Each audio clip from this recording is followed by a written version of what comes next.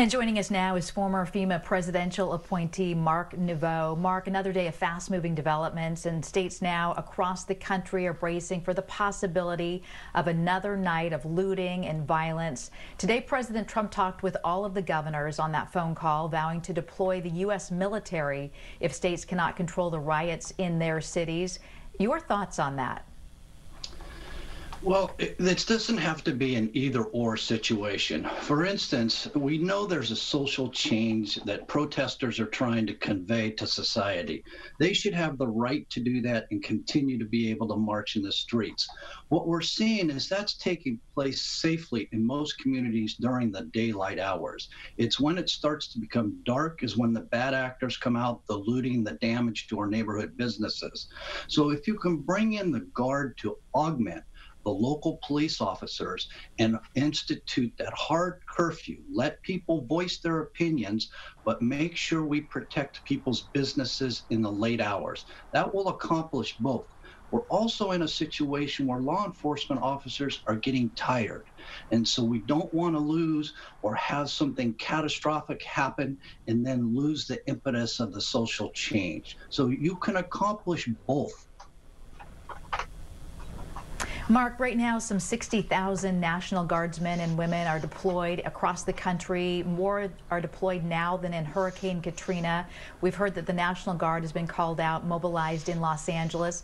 At what point do you think that it's likely, or do you think it's possible, that we could see the National Guard deployed here in the Bay Area? Well, we know today there were orders issued to all National Guard's officers, soldiers, to report to their armory, to be prepared to respond to whatever cities the governor, the mayors request. And I think, as I said earlier, the law enforcement officers are getting tired. If we can augment those cities that need that additional support for 72 hours up to a week, settle things down, then we can focus on the social change.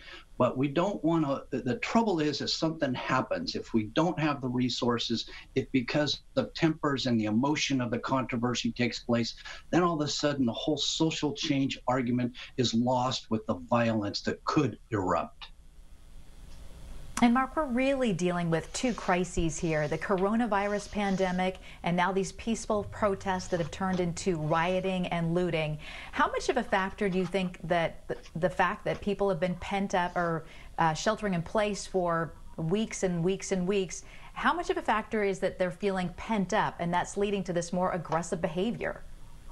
Without question, that's leading to it. But the same group that's starting to argue in terms, and not just the African American community, but minorities as a whole have suffered through this COVID-19. More cases, positive cases, more deaths in those communities, more unemployment, which leads to lack of medical insurance, lack of the ability to provide for their families. They've been pent up physically in their homes for a period of time.